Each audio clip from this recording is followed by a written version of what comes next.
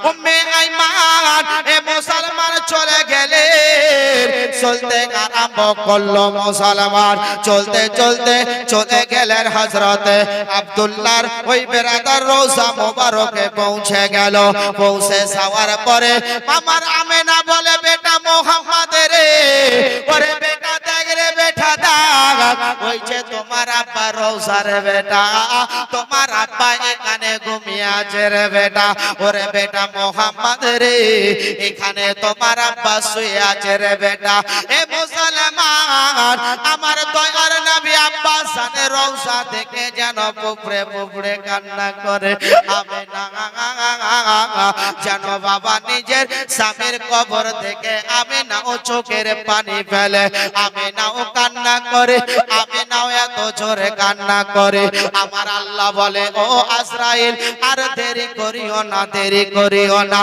তাড়াতাড়ি করে যাও আর আমেনাকে ওই জায়গার মধ্যে আমেনার মৃত্যু দিয়ে দাও আমেনার নিজের স্বামীর রওজা মোবারকে আমিনারও মৃত্যু হয়ে গেল বলুন সুবহানাল্লাহ আমার দয়ার নবী মুস্তাফা বড় এতিম হয়ে গেলেন আমার দয়ার নবী মুস্তাফা বড় অসহায় হয়ে গেলেন একটু মহব্বতে দরুদ আল্লাহুম্মা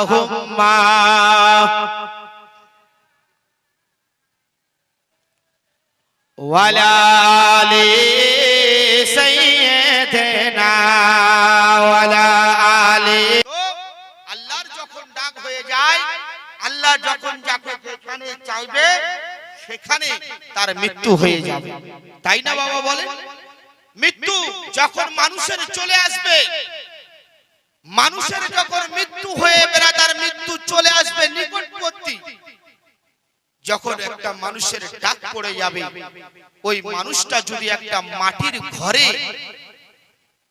ঘর করে যদি তার মধ্যে ভরে থাকে তবুও তার মৃত্যু চলে আসবে ঠিক কিনা বলেন সেখানে মালাকুল মউত পৌঁছে যাবে বেরাদার ইসলাম তো মৃত্যু এমন একটা জিনিস যখন মৃত্যু চলে আসবে তখন বেরাদার আর কেউ কাউকে আটক করতে পারবে না মুসলমান বেরাদার আব্দুল ওয়াহাব বললেন কারণ আমার সময় শেষের দিকে বেরাদার আব্দুল ওয়াহাব বললেন যে তোমরা একটু যুক্তি করে নাও যে তোমরা কে কখন কোথায় কখন নামবে এই ফাঁকে আমি গিয়ে আমার আম্মা জানের সঙ্গে একটু দেখা সাক্ষাৎ করে আসি বলুন সুবহানাল্লাহ মুসলমান বেরাদার ইসলাম শুনে রাখুন বেশি বেশি করে আল্লাহর ইবাদত করবেন আপনাদেরকে বলে যাই সব সময় আল্লাহর জিকির করবেন কারণ রিজিক দেনেওয়ালা আমার আল্লাহ তাই না বললাম না আপনাদেরকে বাবা মানুষের গোলামি করে লাভ নাই মানুষের গোলামি করবেন মানুষ বড় স্বার্থপর যতক্ষণ ধরে আপনি মানুষের সাথ দিতে পারবেন ওই মানুষ আপনার সাথ দেবে আর মানুষের যখন আপনি সাথ দেওয়া ছেড়ে দিবেন ওই মানুষটা আপনাকে লাত মেরে দেবে আপনাকে ভুলে যাবে আর আমার আল্লাহ বলেছে বান্দা শুনে নাও তোমরা আমাকে ভালোবাসার মতন বাসো আমি আল্লাহ তোমাদের সাথ কখনো ছাড়ব না বলুন সুবহানাল্লাহ মানুষের গোলামি করে কোনো লাভ নাই এ কি আছে জিলাপি সাইডে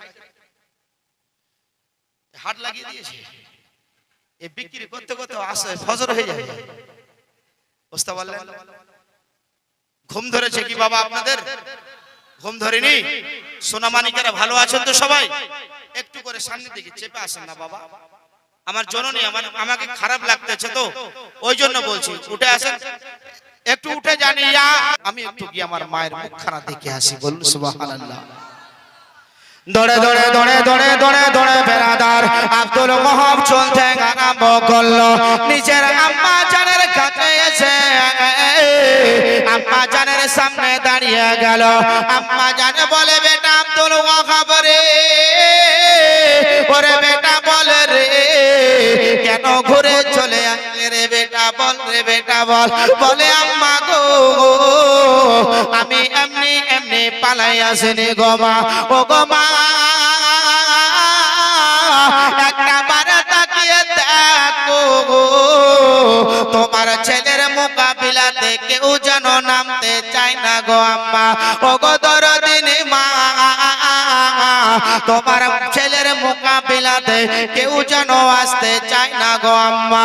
ও গো দরদিনী মা, আমি তাদেরকে বলে দিলাম তোমরা একটু চোখে বুদ্ধি করে নাও, ততক্ষণ আমার মায়ের আমার জননীর মুখখানাটা দেখে আসে।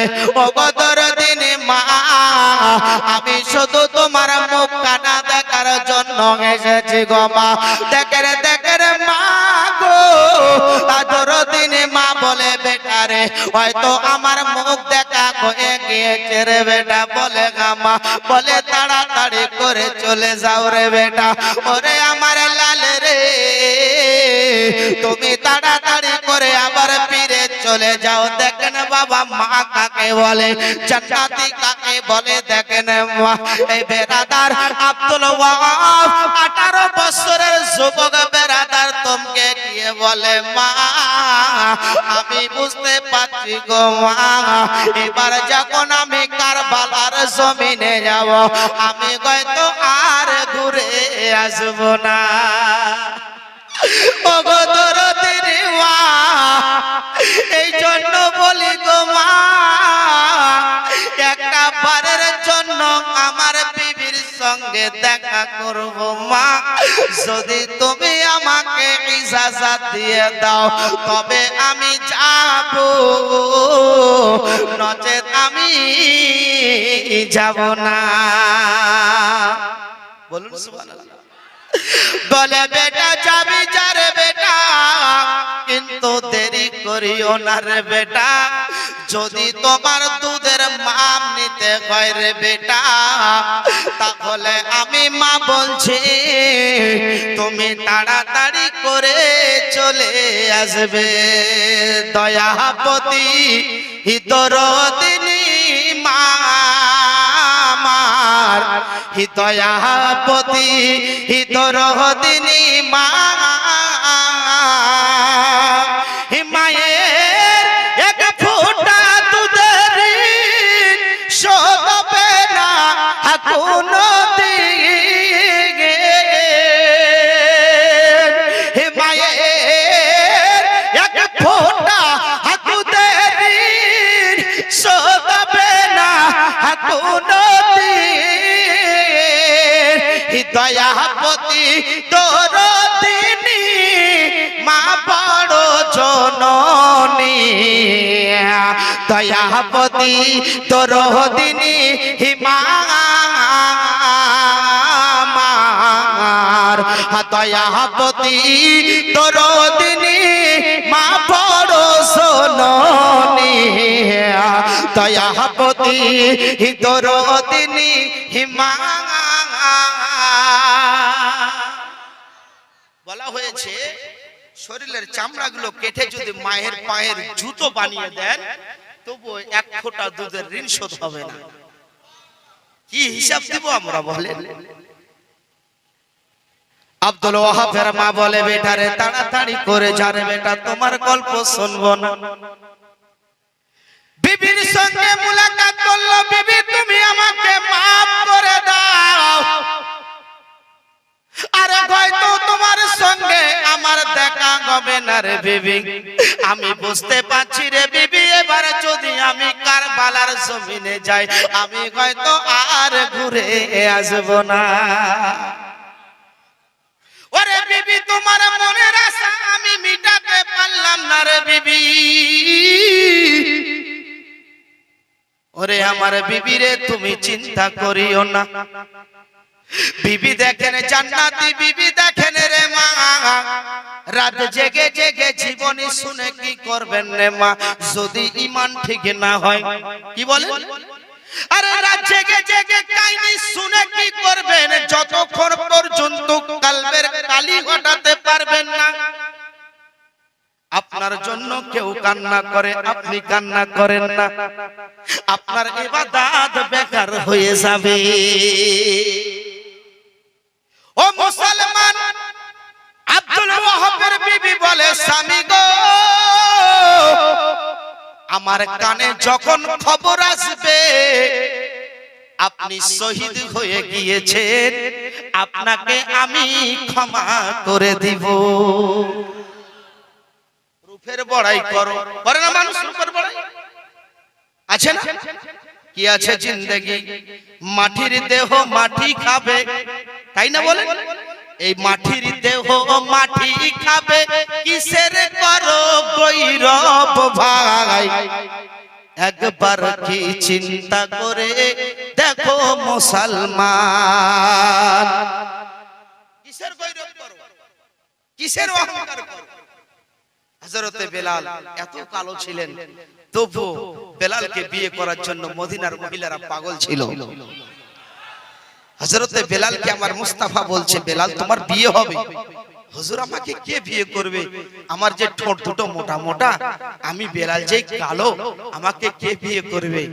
আমার নবী মুস্তাফা বলছে, বেলাল তোমার শান, তোমার মান, তোমার মর্তবা, তোমার মর্যাদা যে নারী বুঝবে সেই নারী তোমাকে বিয়ে করবে। তারপরও ঘোষণা হয়েছিল, লম্বা ঘটনা, ঘোষণা হয়েছিল যে বেলাল 3 দিন বাঁচবে। এলান করে দাও, বেলাল মাত্র 3 দিন বাঁচবে, কোন নারী বিয়ে করবে? বেলালকে বিয়ে করার জন্য 100টা নারী দাঁড়িয়েছিল। যখন ঘোষণা হয়ে গেল বেলাল আর 3 দিন মাত্র বাঁচবে, সমস্ত নারীরা ঘুরে গেল, আর বিয়ে করা যাবে না। একটা মানুষ যদি 3 দিন বাঁচে, মানুষটাকে বিয়ে করে কোনো লাভ হবে? কিন্তু সময় আছে 3 দিন। নবী মুস্তাফা বলছে, বেলাল চিন্তা করিও না, 3 দিনের মধ্যে আমি তোমার বিয়ে লাগিয়ে দেব। বলুন সুবহানাল্লাহ।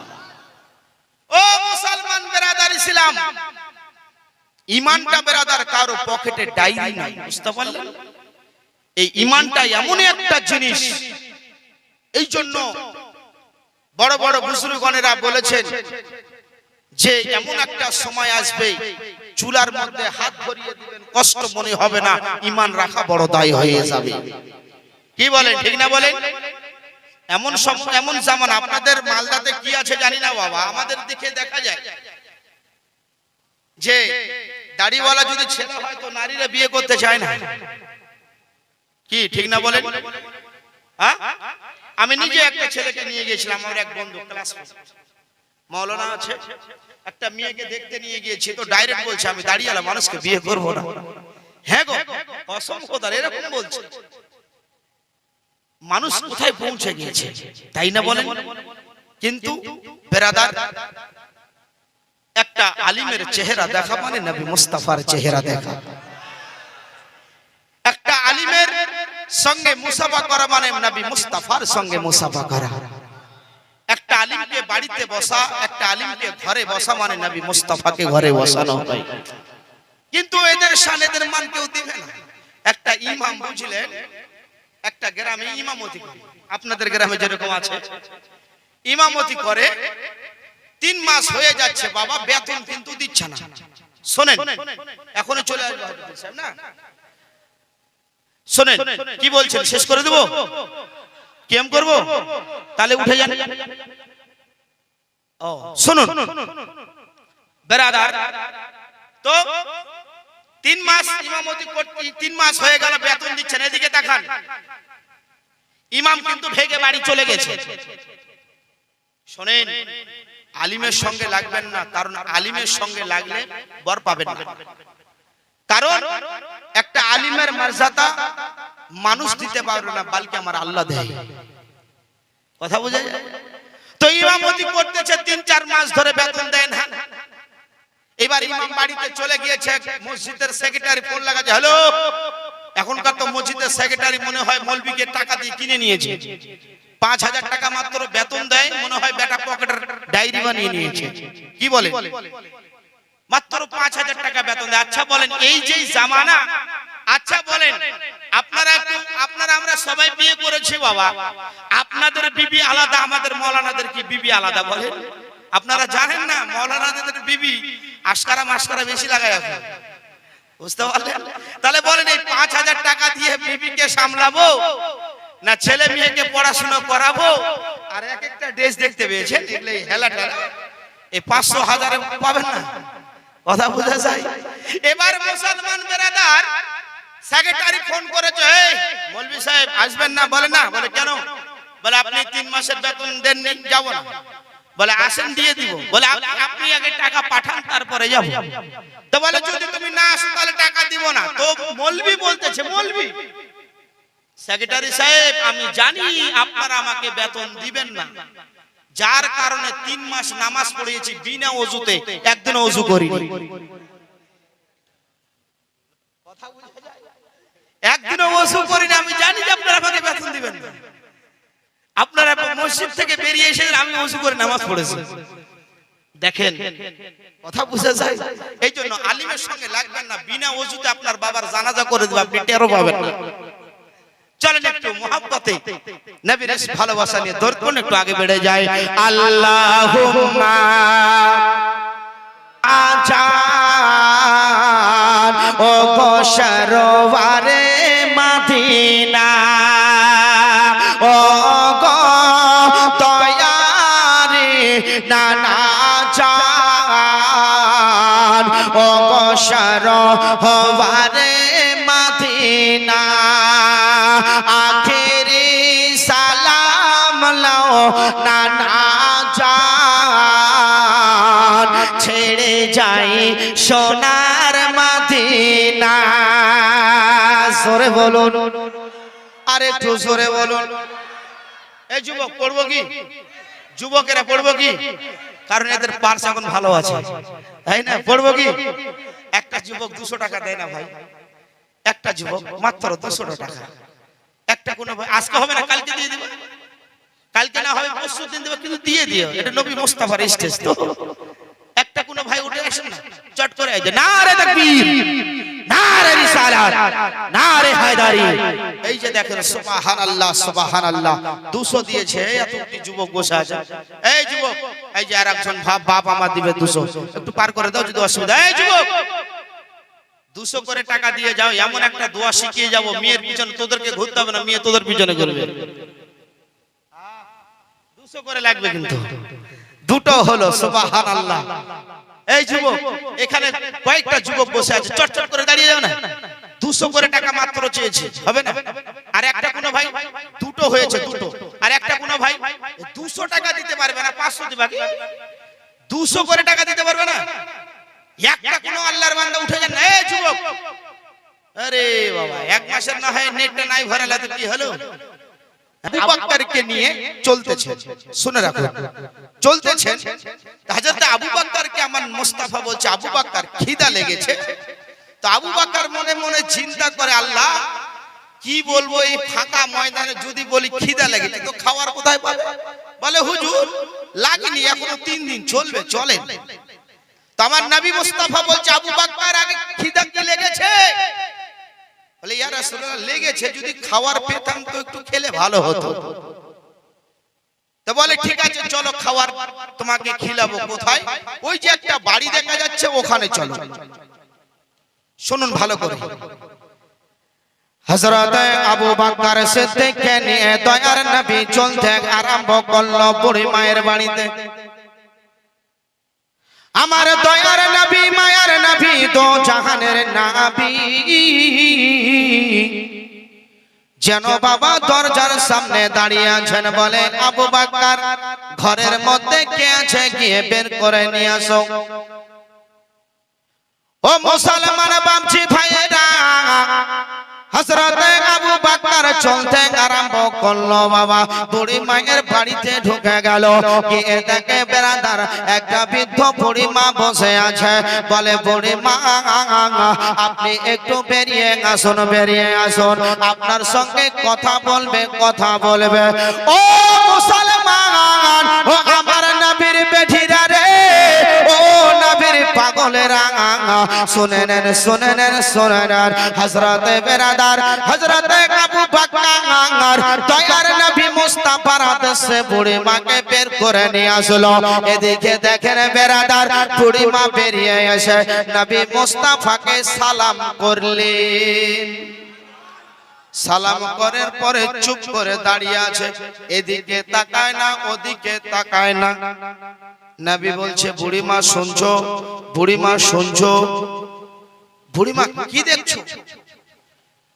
বুড়িমা বলে ইয়া রাসূলুল্লাহ, কসম খোদার মনে হয় চাঁদে দাগ আছে কিন্তু আপনার কোনো দাগ নাই। ইয়া রাসূলুল্লাহ আপনার চেহারা দেখে আমি পাগল হয়ে গেলাম। আমার দয়ার নবী বলে বুড়ি মা কিছু খাদ্য দিয়ে দাও গো। বুড়ি মা বলে হুজুর বাড়িতে কিছু খাদ্য নাই। বলে হুজুর আমি আপনাকে কি দিব, আমার বাড়িতে কোনো খাদ্য খাবার নাই। এই দয়ার নবী বলে বুড়ি মা ওই যে একটা বকরি দেখা যায় ওই বকরিটা কার বলো। বলে বকরি বাবু আমার। বলে ওই বকরির কিছু দুধ দই নেব। কিন্তু বুড়ি মা বলে ইয়া রাসূলুল্লাহ ওই বৃদ্ধ মা বলে ইয়া রাসূলুল্লাহ ওই আমার বকরিটা দুধ দেয় না, বকরিটা দুধ দেয় না। নবী বলছে বুড়ি মা আপনি অর্ডার করেন আমি দেখতেছি বাকিটা। বলে ঠিক আছে বের করে নেন, একটু বর্তন দেন। তো বুড়ি মা বলছে আরে বেটা দুধ তো হবে না, অযথা সময় নষ্ট করে লাভ নাই। তো দয়ার নবী মুস্তাফা বলছে বুড়ি মা একটা বর্তন দেন, যদি বের হয় তো মাটিতে পড়বে, নষ্ট হয়ে যাবে। এই বুড়ি মা রাগ করে ভিতরে গিয়ে বেরাদার এক এক করে 9টা বর্তন বের করে দিয়েছে। একটা করে বর্তনে 5 কিলো করে দুধ ধরবে। বলুন সুবহানাল্লাহ। এবার বেরাদার ইসলাম হযরত আবু বকরকে বলে আবু বকর বর্তনগুলো লাগিয়ে নাও। দয়ার নবী মুস্তাফা নিজের শাহাদাতের আঙ্গুলটা লাগিয়েছে তো দুধ বের হতে শুরু হয়েছে। জোরে বলুন। নবী মুস্তাফার স্টেজে শেষের দিকে হাক্কানি বেরাদার ওলি আল্লাহ আল্লাহর ওলি হাজিরি দিয়ে দিয়েছে, তাই না বলেন? দেখতে পাচ্ছেন না? একটা কোন আল্লাহর বান্দা মাত্র 500 টাকা দেখতে চাই। আমি মাইক শেষ আর আগে বাড়বো না। কই কমিটির ছেলে একটা চাদর ঘুরিয়ে নেন, এই চাদরটা নিয়ে চলে যাও। এই কমিটি কই উঠবেন না, শরম লাগছে। শরম লাগলে হবে না, চলে যান কমিটির ভাই। মা বোনেরা চা আছে একদম এই চাদরের মধ্যে দিয়ে দিবেন। সুবহানাল্লাহ। একটা কোন আল্লাহর বান্দা মাত্র 500 টাকা হবে না।